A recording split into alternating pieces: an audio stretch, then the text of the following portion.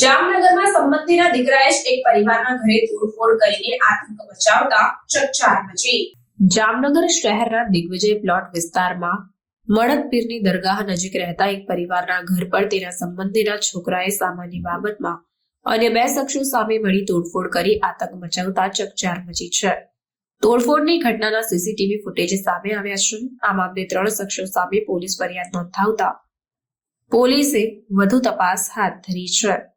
જામનગરના દિગ્વિજય પ્લોટ વિસ્તારમાં નહેરના કાંઠા પાસે રહેતા એક પરિવારમાં મહિલા અને તેનો છોકરો ઘર પર હતા, ત્યારે તેના સંબંધીનો છોકરા સાહિલે તેમના મોબાઈલ પર ફોન કર્યો હતો, જે ફોન નાના છોકરાએ કાપી નાખતા સાહિલ ઉશ્કેરાઈ ગયો હતો અને તેના 2 મિત્રો સાથે ધોકા અને પાઇપ લઈને ધસી આવ્યા હતા અને રાત્રિના સમયે ઘરમાં તોડફોડ કરી આતંક મચાવ્યો। રાત્રિના સમયે ઘરની બારી અને બારણામાં ધોકા અને પાઇપ ફટકારી ભયનો માહોલ સર્જનાર સાહિલ અને તેના મિત્રો આફ્રિદી અને દંતા સામે પોલીસ ફરિયાદ નોંધાવવામાં આવતા પોલીસે ત્રણેયની શોધખોળ હાથ ધરી છે।